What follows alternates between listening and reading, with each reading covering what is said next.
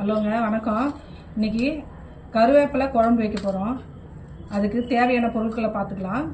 பிடி அளவுக்கு அலசி தண்ணி இல்லாமல் உணர்த்தி வச்சுருக்கேன். சின்ன வெங்காயம், தக்காளி, பூண்டு, ஒரு எலுமிச்சம்பழம் சைஸுக்கு புளி, எலுமிச்சம்பழம் அளவுக்கு புளி ஊற வச்சுக்கணும். தேவையான அளவுக்கு எண்ணெய், கடுகு, வெந்தயம், மஞ்சள் தூள், ஒரு 1/4 ஸ்பூனுக்கு தேவையான அளவுக்கு மிளகாத்தூள், காரத்துக்கு தகுந்த மாதிரி. லாஸ்ட்டில் இறக்கும் போது ஒரு சின்ன துண்டு வெல்லம். நம்ம எப்படி செய்யறதுன்னு பார்த்துக்கலாம் வாங்க.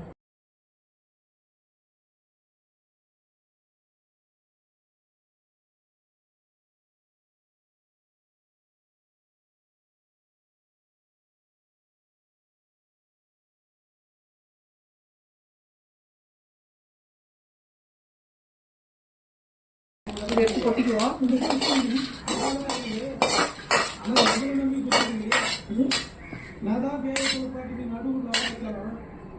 அளவுக்கு எண்ணெய் ஊற்றிக்குவோம்.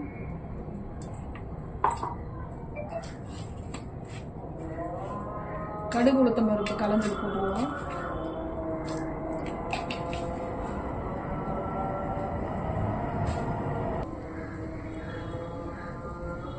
வெந்தயம் ஒரு 1/4 ஸ்பூன் போட்டுக்குவோம். கடுகு பொரிஞ்சிருச்சு. பூண்டு சேர்த்துக்கலாம். பூண்டு அரைப்பாக்கதான் மஞ்சள் வதங்கிருச்சு. சின்ன வெங்காயம் சேர்த்துக்குவோம்.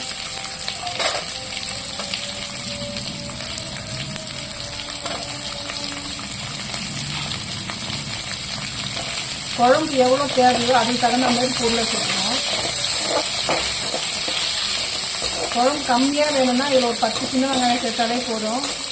ஒரு 10 பல்லு பூண்டு சேர்த்தா போதும். ஒரு கொத்து கருவேப்பிலை போடணும்.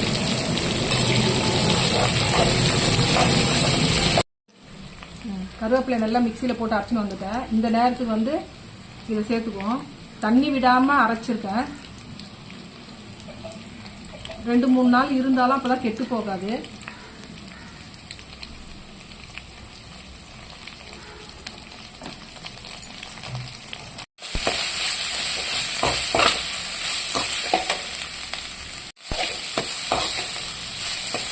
ஒரு 2 நிமிஷம் வதங்கட்டும். 2 நிமிஷம் நல்லா வதங்கிடுச்சு. இந்த நேரத்துக்கு தக்காளி சேர்த்துக்குவோம். தக்காளியை நான் மிக்சியில் போட்டு ஒரு ஓட்டி எடுத்து வந்துட்டேன். அப்படியே போட்டால் வதங்காது அப்படின்னு. குழம்பும் நல்லா கலராக வரும், திக்னஸாகவும் வரும். இது மாதிரி போட்டோம்னாக்கா அதனால் அரைச்சி எப்பயுமே ஒரு ஓட்டி தான் போடுவோம் எல்லா குழம்புக்காங்க.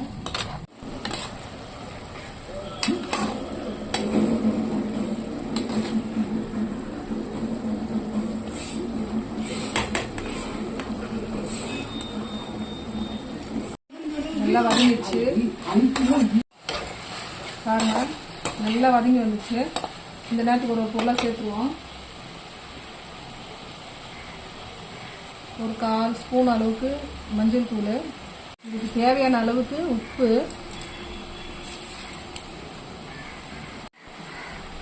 தேவையான அளவுக்கு மிளகாத்தூள். இது வீட்டில் நாங்களே அரைக்கிற மிளகாத்தூள்.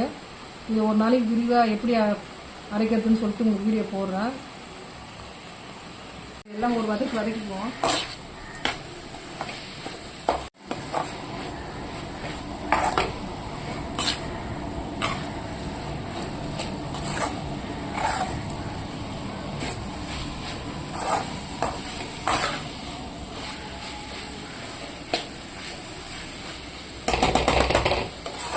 கரைச்சி வச்ச புளியை சேர்த்துக்குவோம்.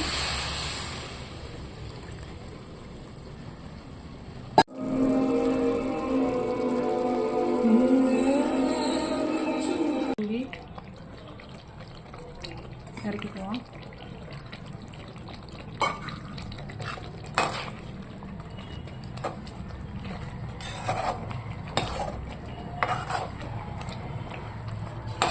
கலர் பாருங்க எப்படி இருக்கு பாருங்க. கலரை விடு.